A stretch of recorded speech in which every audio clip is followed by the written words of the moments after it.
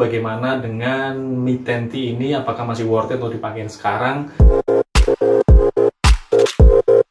Assalamualaikum warahmatullahi wabarakatuh. Xiaomi mengeluarkan Mi 10T sebagai handphone flagshipnya mereka. Handphone ini setelah 6 bulan pakai adalah tidak ada kendala atau tidak ada sesuatu performa yang turun. Dari sisi performa, handphone ini saya bilang aman karena baik dari baterai atau dari layar atau dari performa sendiri, saya tidak mengalami masalah yang berarti. Kalau bisa dibilang tidak mengalami penurunan ya. Kita akan bahas satu-satu mengenai performa. Dengan Snapdragon Qualcomm 865 tentu ini akan menjadi prosesor yang cukup mumpuni karena memang ini menjadi handphone flagshipnya dari Xiaomi waktu itu 2020 akhir ya. Jadi ya performanya setelah 6 bulan masih sangat aman, dipakai main game, untuk dipakai multitasking, untuk dipakai sosial media sehari-hari masih sangat mumpuni sekali. Jadi buat teman-teman untuk masalah performa, handphone ini masih sangat aman. Untuk RAM-nya ini adalah 8GB yang mempunyai memori internal 128. Jadi untuk saat ini masih sangat cukup untuk mengcover segala aktivitas kegiatan sehari-hari. Jadi buat teman-teman yang ingin membeli atau mungkin membeli handphone secondnya ini masih sangat worth it untuk dipakai saat ini secara performa.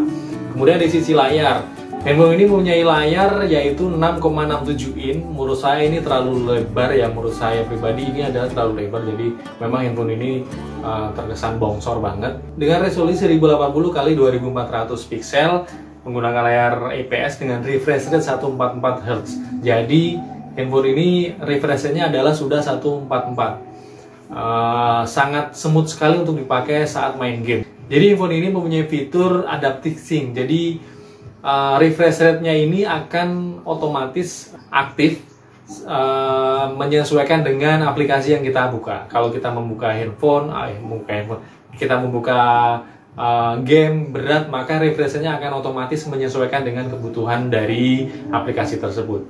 Ini dipakai atau menyiasati si Xiaomi ini untuk menghemat baterainya juga. Jadi ketika kebutuhannya tinggi, maka refresh rate-nya akan tinggi. Seperti kita lagi main game atau membuka video atau yang apapun aplikasi yang lain yang membutuhkan grafis yang lebih tinggi, maka refresh rate-nya akan naik. Kemudian ketika kita membuka aplikasi yang sifatnya nggak terlalu berat atau cuma sosial media segala macam, itu refresh-nya otomatis akan turun. Nah, ini menyiasati yang tadi saya bilang, baterainya juga akan lebih awet dengan fitur ini.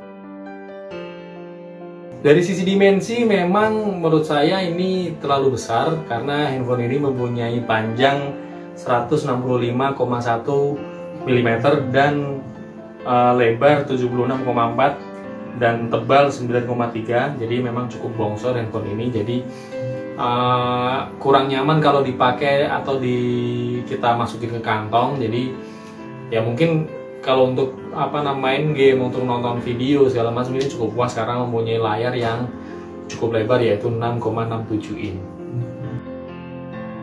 Kemudian lanjut ke baterai. Jadi baterai dari handphone ini adalah 5000 mAh, kapasitas yang cukup besar, tapi dibantu dengan yang tadi fitur adaptisi membuat baterai ini cukup bertahan lama.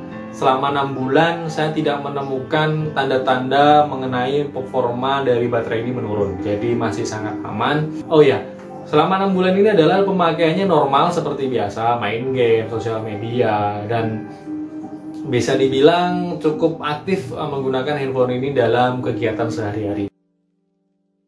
Kemudian dari sisi kamera, nah dari sisi kamera adalah yang membuat beda dari yang versi Pro adalah dari sisi kameranya. Nah, spesifikasi dari handphone Mi 10T ini adalah dari sisi kameranya. Kamera depan menggunakan 64 megapiksel untuk laser wide-nya, kemudian 13 piksel untuk ultra wide-nya, kemudian 5 megapiksel untuk makronya. Ini adalah beberapa sampel foto dan video yang diambil dari handphone ini.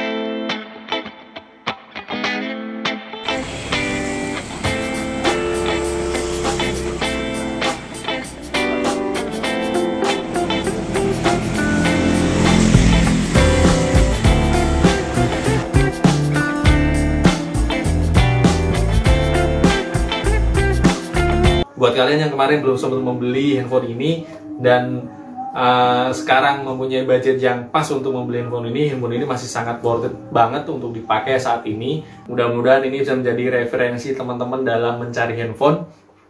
Terima kasih atas perhatiannya. Mudah-mudahan video ini bermanfaat. Jangan lupa untuk like, share ke teman-teman yang lain, dan jangan lupa untuk subscribe. Sampai ketemu di video-video saya selanjutnya. Wassalamualaikum warahmatullahi wabarakatuh. Sampai jumpa. Dadah.